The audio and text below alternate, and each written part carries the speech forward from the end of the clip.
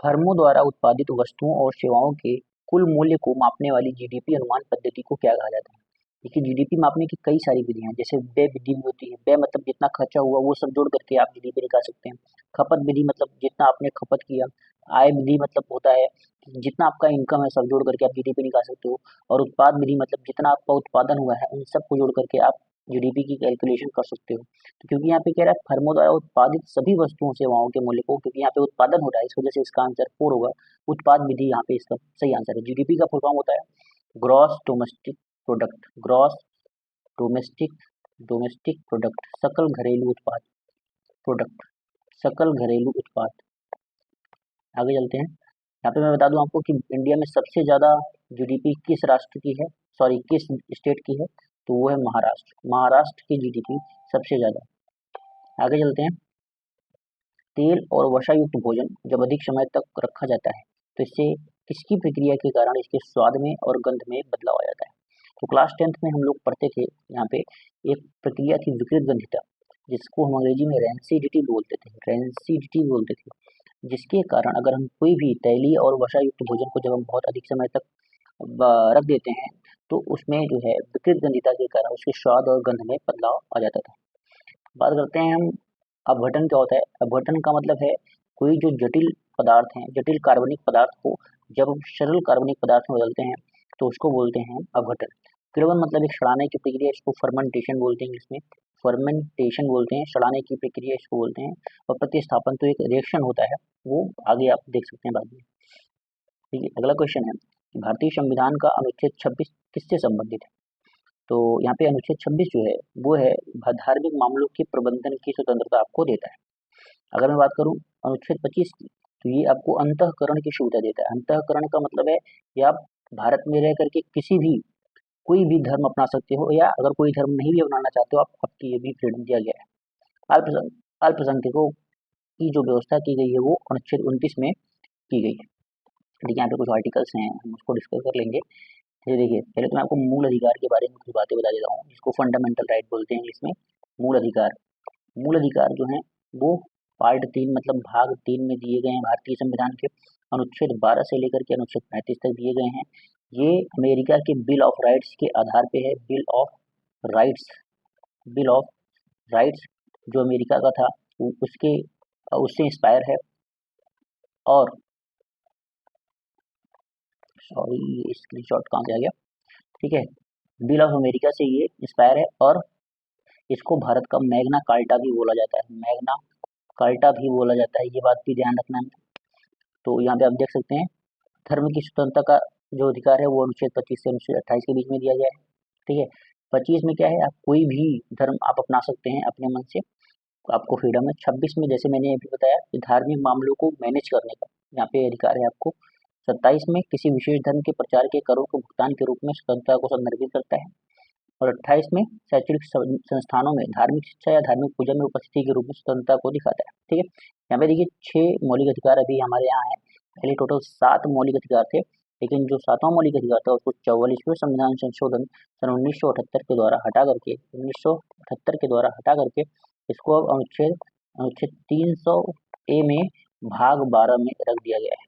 ठीक है, तो यहाँ पे आप पढ़ सकते हैं कि समानता का अधिकार अनुच्छेद 14 से 18 है, फिर स्वतंत्रता का अधिकार 1924 है, फिर इस तरीके से आप यहाँ पे देख सकते हैं। नेक्स्ट क्वेश्चन लेते हैं। नेक्स्ट क्वेश्चन है कि जो 9 डिग्री चैनल है वो 9 डिग्री चैनल किसको किसको जोड़ता है, सॉरी एक मिनट, 9 डिग्री जो चैनल है वो किस किस चीज़ से जुड़ा होता है, सॉरी क्या हो रहा है 1 मिनट, सॉरी फॉर दैट।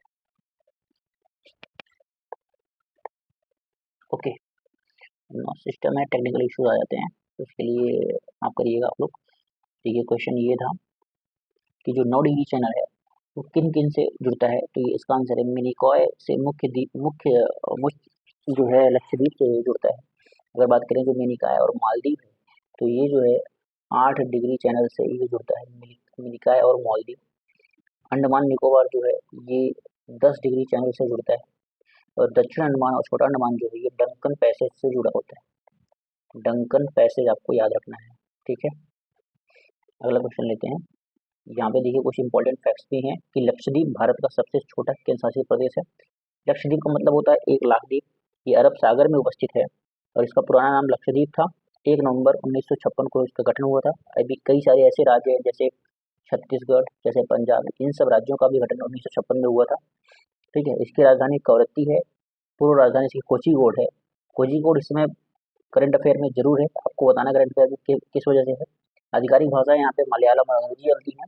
देखिए जो लक्षद्वीप है, इसका जो हाई कोर्ट है वो कोच्चि मतलब केरल उच्च न्यायालय के अधिकार क्षेत्र में ही आता है। यहाँ के वर्तमान प्रशासक जो है वो प्रफुल्ल पटेल और अगत्ती हवाई अड्डा यहाँ पे इम्पोर्टेंट हवाई अड्डा यहाँ पे है। आगे चलते हैं। भारत का संविधान भारत को क्या घोषित करता है? तो इसका सही आंसर जो है वो है राज्यों का संघ, union of states. Union of states ये घोषित करता है। ठीक है, ये भारत के संविधान का जो पार्ट एक है, पार्ट एक जो है वो भारत के राज्य और उसके संघ, उसके क्षेत्र, राज्यों और संघ शासित क्षेत्रों के बारे में यहाँ पे पार्ट एक अनुच्छेद 1 से लेकर के 4 के बीच में ये प्रावधान करता है। देखिए यहाँ पे कुछ आगे चलते हैं। भारत का कौन सा जो एकमात्र नदी तटीय बंदरगाह है, नदी तटीय बंदरगाह है, तो इसका आंसर है 4 पारादीप। पारादीप देखिए उड़ीसा में है, ये बात आपको ध्यान देनी है, पारादीप उड़ीसा में बंदरगाह ये है। कोलकाता तो पता ही है, कोलकाता में ही रहेगा। दीनदयाल, इसका नाम कांडला बंदरगाह भी है, कांडला बंदरगाह, और ये जो है गुजरात के अंदर है। ठीक है, मरमागांव बंदरगाह जो है ये है अपना गोवा के अंदर। मरमागांव जो है ये गोवा के अंदर बंदरगाह है। आगे चलते हैं। भारतीय संविधान का अनुच्छेद 243 के किससे संबंधित है? तो ये पंचायतों के चुनाव से संबंधित है। और पंचायत के बारे में मैं बता दूं आपको कि जो पंचायतों की व्यवस्था 73वें संविधान संशोधन सन 1992 में ये लेके आया गया था। इसके तहत एक और भाग 9 भी जोड़ा गया था भारतीय संविधान में, और अनुच्छेद 243 से लेकर के 243 को यहाँ पर भारत में जोड़ा गया था, भारत के संविधान में जोड़ा गया था।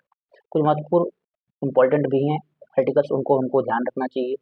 जैसे कि 243 ए में जो है वो ग्राम सभा की व्यवस्था करती है। ठीक है, और 243 बी में जो है पंचायतों का गठन है।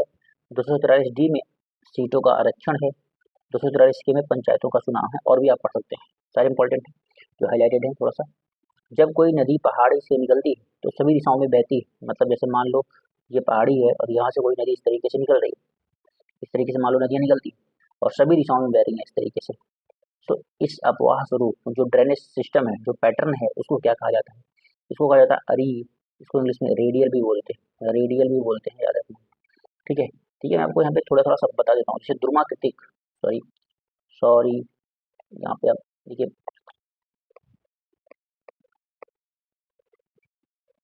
ये द्रुमाकृतिक जो है, मैं यहाँ पे आपको समझाता हूँ। द्रुमाकृतिक, द्रुम माने होता है पेड़, वृक्ष। द्रुमाकृतिक मतलब जब ये नदी इस तरीके से पेड़ की शाखाओं के रूप में इस तरीके से अगर बहती है तो इसको हम द्रुमाकृतिक बोलते हैं। जालीदार का मतलब है जब नदियाँ आपस में 90 डिग्री के कोण पे इस तरीके से बहती हैं तो उसको बोलते हैं जालीदार। अरे आप समझिए, अभिकेंद्र का मतलब क्या है? अभिकेंद्र का मतलब है जैसे मान लीजिए एक जगह है और यहाँ पर बहुत सारी नदियाँ अलग अलग दिशाओं से आ रही हैं और यहाँ पे आकर के अपना जल गिरा रही हैं, तो इसको हम बोलते हैं अभिकेंद्र। यहाँ पे आप पढ़ भी सकते हैं, कुछ एग्जाम्पल आपको पता होना चाहिए। अभिकेंद्र के एग्जाम्पल कौन कौन से हैं? जैसे लद्दाख, तिब्बत और बागमती की धाराएं, नेपाल में इसकी सहायक नदियाँ, ये सब अभिकेंद्र के एग्जाम्पल्स हैं। जालीदार के एग्जाम्पल की बात करूँ अगर मैं, तो जालीदार जो है ये इसको ट्रेलिस पैटर्न भी बोलते हैं।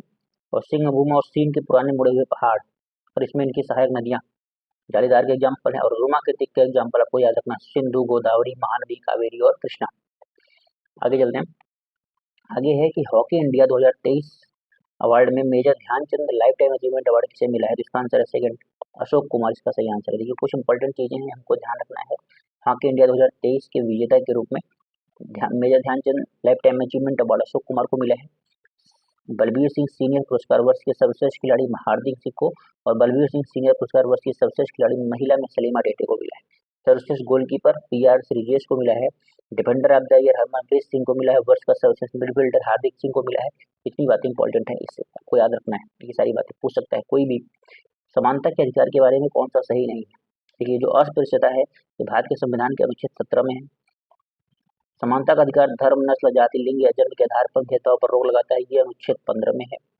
उसके बाद राज्य को सैन्य और शैक्षणिक क्षेत्रों में उपाधियों सहित किसी भी प्रकार की उपाधि प्रदान करने से रोकता है। तो नहीं रोक सकता। देखिए, सैन्य और शैक्षणिक क्षेत्रों में हमको उपाधियों से कोई भी रोक नहीं सकता। उपाधियों का अंत तो अनुच्छेद 18 में इसकी व्यवस्था की गई, लेकिन सैन्य का मतलब है, जैसे मान लीजिए कोई लेफ्टिनेंट अपने नाम के सामने लगाना चाह रहा है तो वो लगाएगा, क्योंकि ये सैन्य से संबंधित है, इसको छूट दिया गया है। ऐसे ही शिक्षा में जैसे कोई डॉक्टर अपने सामने नाम लगाना चाह रहा है तो लगा सकता है, क्योंकि ये इसमें छूट दिया गया है। ठीक है, आगे चलते हैं। यहाँ पे दिया गया है, आप पढ़ सकते हैं कौन कौन से आर्टिकल किससे संबंधित है। और भी कुछ चीज़ें ये पढ़ सकते हैं आप। यहाँ पे मैं एक आर्टिकल की बात जरूर करूँगा यहाँ पे, ताकि आपको यहाँ पे एक शिक्षा का अधिकार है, ये अनुच्छेद ए में है, ये इंपॉर्टेंट है, पूछा जाता है, याद रखिएगा। अनुच्छेद 21 में स्वतंत्रता का अधिकार है। फिर यहाँ पे एक चीज़ और इम्पोर्टेंट है, संवैधानिक उपचारों का अधिकार। इसको डॉक्टर बी आर अम्बेडकर ने क्या कहा है, संविधान की आत्मा भी बोला है, संविधान की आत्मा भी बोला है, ये आपको ध्यान रखना है। ठीक है, अनुच्छेद 32 को मतलब इसमें क्या है, इसमें रिट्स हैं, रिट्स हैं। ठीक है, रिट्स यहाँ पे कितने प्रकार के होते हैं, तो 5 तरीके की रिट होते हैं, आपको याद रखना, नाम भी पता हो जाए तब भी काम चल जाए। जैसे बंदी प्रत्यक्षीकरण, परमादेश, निषेध आदेश, उत्प्रेक्ष और अधिकार परीक्षा, ये 5 तरीके के अनुच्छेद होते, सॉरी 5 तरीके के यहाँ पे रिट्स हैं। ठीक है, अनुच्छेद 32 के तहत सुप्रीम कोर्ट ये रिट जारी कर सकता है, और अनुच्छेद 226 के तहत इसको हाई कोर्ट ये रिट जारी कर सकता है, ये आपको याद रखना है। आगे, चोल वंश की स्थापना किसने की थी, चोल वंश की स्थापना विजयालय ने की थी, विजयालय यहाँ पे सही है। इसके आगे मैं बात करता हूँ, अगर राजा चोल प्रथम, इन्होंने इनकी बातें अगर याद रखना तो बृहदेश्वर मंदिर का निर्माण इन्होंने कराया था, ये बात सबसे ज़्यादा इंपॉर्टेंट है। और तो मुझे कोई इंपॉर्टेंट चीज़ नहीं लग रही यहाँ पे, या इसी को राजेश्वर मंदिर भी बोलते हैं, आपको याद रखना है। परमाणु संलयन के बारे में कौन सा कथन सही नहीं है, तो ये कथन सही नहीं है, क्योंकि परमाणु संलयन परमाणु बम बनाने में प्रयोग नहीं किया जाता है, बल्कि परमाणु बम बनाने में विखंडन का प्रयोग किया जाता है, विखंडन का प्रयोग किया जाता है, आपको याद रखना है। प्लस यूरेनियम वगैरह का भी प्रयोग किया जाता है।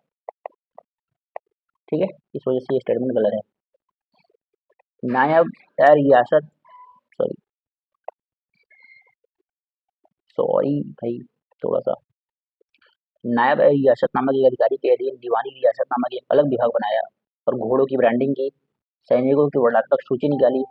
दिल्ली के पहले सुल्तान थे जिन्होंने भूमि का माप का आदेश दिया था, इसका आंसर है अलाउद्दीन खिलजी।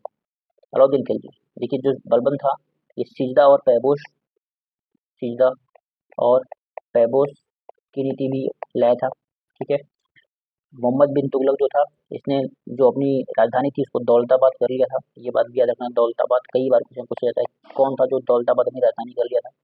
सिकंदर लोदी ने आगरा की स्थापना की थी, सॉरी आमरा नहीं है, आगरा है, आप समझ गए होंगे। बौद्ध साहित्य के अनुसार बौद्ध शिष्य नागसेन और इंडो ग्रीक राजा मिनांडर के बीच संवाद कहाँ से निहित है, तो इसका आंसर है मिलिंद पंथ से, मिलिंद पंथ से यहाँ पर निहित है।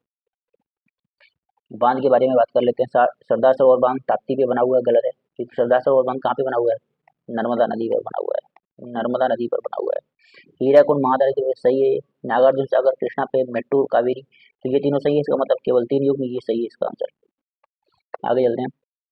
आगे यहाँ पे देखिए, ताप्ती नदी के बारे में थोड़ा सा पढ़ लेते हैं। ताप्ती नदी जो है ये मध्य प्रदेश के बैतूल जिले में सतपुड़ा पर्वतमाला में यहाँ पे इसका उद्गम स्थान है, और इसके ऊपरी तापी परियोजना महाराष्ट्र हथनूर बांध बनाया गया है। ठीक है, महानदी की बात करते हैं। महानदी छत्तीसगढ़ के रायपुर जिले के सिहावा के से निकलती है और उड़ीसा से बह करके बंगाल की खाड़ी में गिरती है। यहाँ पे हीराकुंड बांध बनाया गया है, ये बात आपको याद रखना, बहुत इंपॉर्टेंट बात है। इसके बाद कृष्णा नदी की बात कर लेते हैं। कृष्णा नदी जो है ये महाबलेश्वर के निकट से निकलती है। महाबलेश्वर जो है ये महाराष्ट्र में है, और यहाँ पे कई सारे यहाँ पे नदियाँ हैं, जैसे कोयना, घाट प्रभा, माल प्रभा, भीम, तुंगभद्रा, मूशी, मुनेर, इनकी महत्वपूर्ण सहायक नदियाँ हैं। कृष्णा नदी पर कोयना, तुंगभद्रा, नागार्जुन सागर महत्वपूर्ण बांध बनाए गए हैं। कावेरी नदी की बात करते हैं तो पश्चिमी घाट की ब्रह्मगिरी से ये निकलती है और तमिलनाडु में कुडालोर के दक्षिण में बंगाल की खाड़ी तक ये पहुँचती है, ये बात इंपॉर्टेंट है। देखिए, कौन सी स्थानीय पवन आम को पकने में मदद करती है, इसका आंसर है मैंगो शावर। मैंगो शावर जो है ये आम को पकने में मदद करती है। ब्लॉसम शावर क्या करता है, फूलों को खिलने में मदद करता है, फूलों के खिलने में मदद करता है। ठीक है, आगे चलते हैं। देखिए, मैं आपको बता देता हूँ कौन सा कहाँ पे होता है। ब्लॉसम शावर जो है ये भारत के केरल, कर्नाटक, तमिलनाडु में बहता है। मैंगो शावर केरल, कर्नाटक में। लू जो है जो तो नॉर्थ इंडिया में चलता है, और जो काल बैसाखी है पश्चिम बंगाल, असम, उड़ीसा में चलता है। आज का लास्ट क्वेश्चन हम लेते हैं कि बेंगलुरु के कमान चिकित्सालय में भारतीय वायुसेना आपातकालीन चिकित्सा प्रणाली का उद्घाटन किसने किया? इसका सही आंसर है air marshal V R Chaudhary. देखिए अभी जो नए बनने वाले हैं उनका नाम है अमरप्रीत सिंह, याद रखिएगा अमरप्रीत सिंह उनका नाम है, ठीक है, अमरप्रीत सिंह उनका नाम है। सो ये रही क्लास आज की। आपको कैसा लगा? अगर आपको अच्छा लगा तो प्लीज़ वीडियो को शेयर करिएगा, लाइक करिएगा और सब्सक्राइब करिएगा चैनल को। Thank you for watching this video.